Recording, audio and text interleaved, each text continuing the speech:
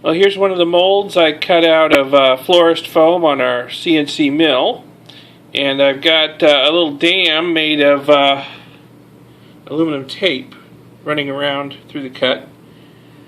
And what I'm going to do is I'm going to fill the area inside that dam with plaster to make the a negative for a 10-inch lightweight telescope mirror. I'm going to fill it with refractory plaster, and we'll see how this goes. I just tried a little bit of experimental molding in this foam, and this is going to be a big all-up test, and we'll see how it goes. I'll show you more later. There it is, filled with Ransom & Randolph Mold Mix 400 plaster up to the top. I just gotta let it set up, and then I can start taking the foam out of the crevices and see what I got. It should be interesting. Show you more later. Okay, I'm starting to break the mold apart. This is the next day, by the way, after pouring the plaster. So it's good and hard now, and I can start taking the mold apart. And it comes off in chunks pretty easy. I'm going to have to get some dental tools out probably and dig it out of the channels here. Hopefully that'll go pretty easy. Thought about just burning the plastic off, the foam off. It burns pretty readily, like napalm, but it gives off big clouds of black smoke and a really bad stink, and I'm afraid about uneven heating causing spalling on the plaster. So I think I'll probably just go ahead and do it the hard way and dig it out, and we'll see how that goes. I'll show you a little more later. There's the bulk of it off. Now the fun part begins. Got my little tools out. I'm going to start digging it out of the channels here, and I'm going to have to be careful because there should be a pin about 5/16 of an inch in diameter cast sticking up inside these wells here. There's 3 of them, so I have to be careful not to break that plaster pin off as I'm digging out the foam. So it's going to have to be kind of delicate, especially in spots, and I don't want to, crack the plaster anywhere or chip the corners. So going to be a little bit of fiddly work here. See how it goes. Well, this isn't going so well. This is about 20 minutes of work so far, digging this stuff out with my little tools. It's very difficult, and I'm pretty sure I've managed to bust this pin loose. Yeah, it's wiggling. It's broken. So I'll have to cement that back down too, and be careful getting this stuff out around the other 2. I don't want to bust them loose too. So I'm going to have to try a different tactic. I'm going to give this some thought and see if I can come up with something that's going to work better. More later. Well, I tried every solvent I've got around the house, and nothing touches this foam. Not acetone, not alcohol, not petroleum distillates. Nothing seems to dissolve it, so it's tough stuff. But what I'll probably end up doing is maybe I'll just dry this thing out in the oven at a fairly low temperature, then put it in the kiln and burn the remaining foam out of it. Hopefully the neighbors won't call the fire department, because I got a feeling it's going to be smoky and stinky. So that's kind of where I am now. Further updates coming. Okay. After baking the mold in the kiln at 700 degrees F for a few hours, the foam has sort of shrunk down. Most of it's burned off, but there's still some in between, in the channels, in between the hexagons. But it's shrunk down, and it's not held in there very tightly. And now I can just sort of pry it out. If I can do this while I'm holding the camera. Just sort of pry it out, bring it up, like that. So, like that. So that's a good thing. It's coming out much easier now. I'm not breaking off pins or hexagons. So, and then I should be able to either use compressed air or a vacuum cleaner to get the remaining dust out of the channels after I get the last pieces of foam out. And then I'll be ready to put this in the bottom of a mold and cast some glass and make myself another hexagon back mirror. So more to come. Thanks for watching. There it is with the last of the foam remnants cleaned out. The foam seems to have turned into something resembling foamy graphite. It's like it's totally carburized or something. But it came out easy enough, without any trouble. Nice clean channels, no damage. I'm very pleased. Just a 700-degree soak in the kiln for a few hours. And it came out in just a couple of minutes. No muss, no fuss. I think I spent 20 minutes, a half hour trying to pick it out before. So this is great. Can't wait to try casting some glass with this. We'll see how it goes. Okay, so here's the final mold all put together. I've got the plaster cast mold here all cleaned out. Got all the remnants of the foam and the ash out of it. I took it outside and blew it out with some compressed air. Got it nice and clean. And it's sitting in the middle of a ring cut out of soft fire brick that's cemented together with furnace cement and reinforced with some stainless steel wire and lots of furnace cement. It's ugly, but it works. It holds together in the kiln. The pressure of the glass, even if the brittle refractory brick breaks, the wire will hold the mold together. It won't separate, glass won't leak out. So it works pretty well for me. And the gap, I don't know if you can see it down there, the gap between the plaster mold and the fire brick ring is filled with sand down at the bottom. Just ordinary silica sand.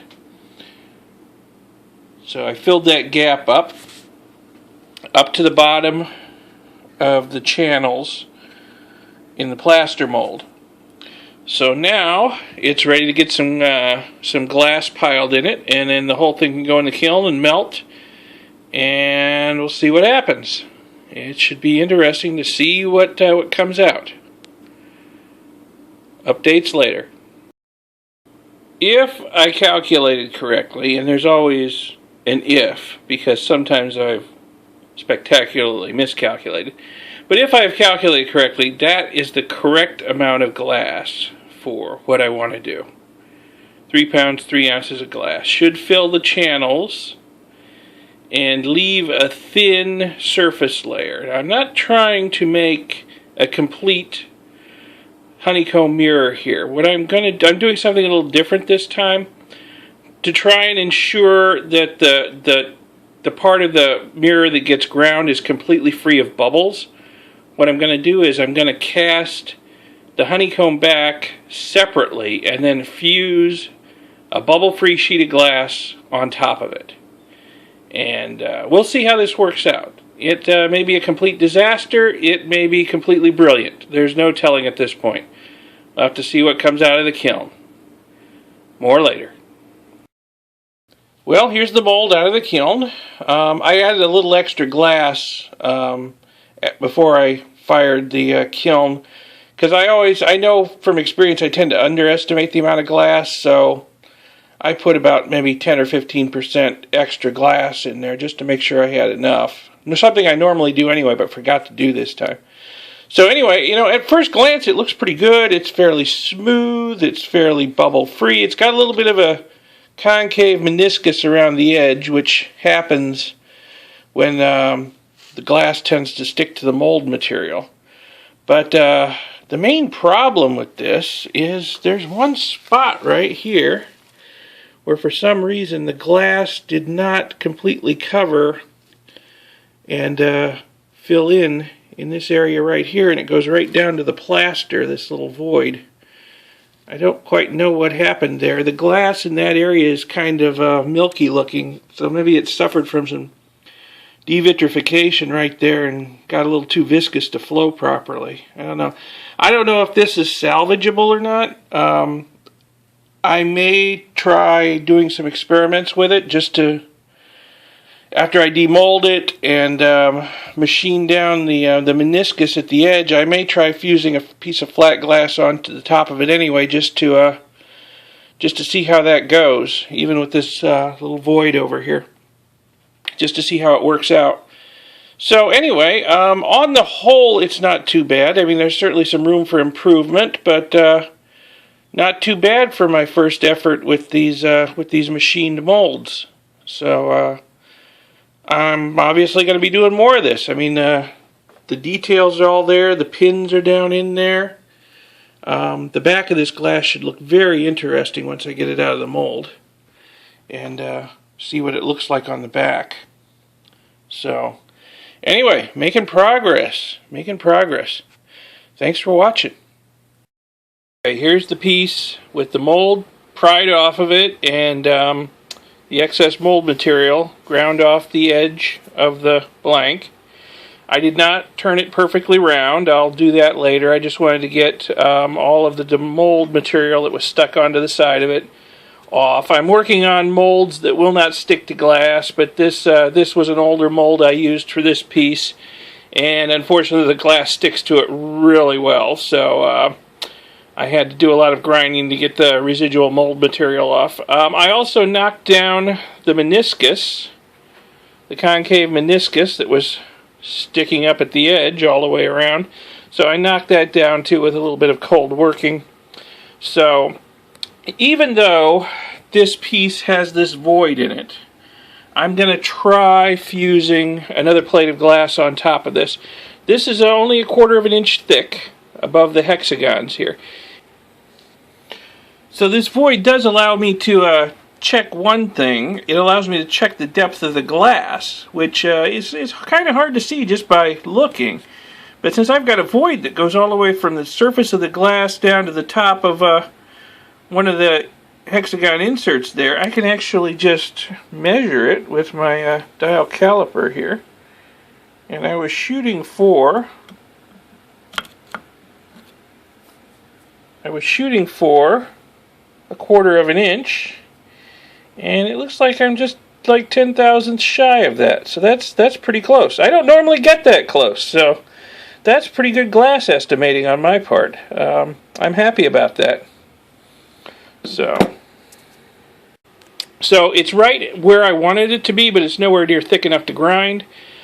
Surprisingly, there don't seem to be the huge numbers of small pinpoint-sized bubbles suspended in the glass that I normally have when I make one of these things, which makes me wonder if I'd put another 1/4 inch of glass on top of it, maybe it would have been fine. But I'm going to go ahead with my fusing experiment. I'm going to try and fuse another piece of glass on top of this. First I'm going to put it in my vibratory lap, and I'm going to plane this flat. It's still got a little bit of a lip around the edge, and it's a little bit ripply. You can feel the ripples if you run your hand quickly across the glass. You can feel it sort of ripple, high spots over the hexagons, low spots in the channels. So I'm going to plane this down nice and flat, and then I'll try fusing another piece of glass on top of it so it's thick enough to actually grind. Then I'll turn it perfectly round into the correct diameter. I'm going to leave the plaster in the hexagons for now. I'm not going to take it out. So it will support the glass and hold its shape when I heat it up to fuse it, so it doesn't sag and move and change shape. Hopefully the plaster will hold everything together for the fusing operation. And I may make some glass frit, and just fill that little void up right there before I fuse the other plate on top of this. We'll see. Maybe I'll just leave it like it is. So that's the plan. So far, things are working pretty well. Everything's going pretty good. Thanks for watching. Alright, here's the hex blank out of the kiln after fusing a top plate of glass onto it. And it turned out pretty well. Good proof of concept. It's not perfect. It's got some issues, but it came out pretty well. But, you know, going into this, I knew the blank had some issues.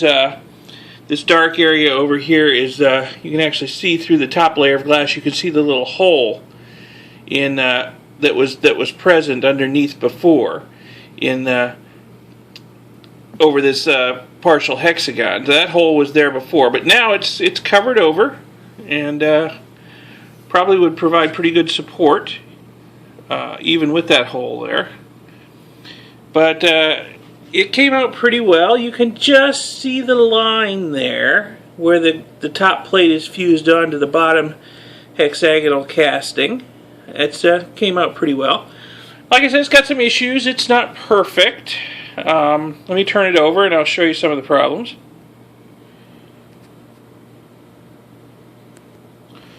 Okay, if you look really closely, you can see that there are two little cracks here.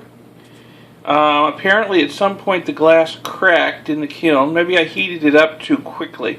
Interestingly, though, during the part of the firing where the top plate was fused on, the cracks kind of healed themselves. So they've kind of closed up except at the very surface. So that's kind of a good thing, kind of a weird thing. One of the problems is the edge is very irregular. I'm not sure exactly what happened. I thought I had the mold laid out so that the edge would be slightly higher and I could machine it down to match the level of the hexagons there, but for some reason it came out lower.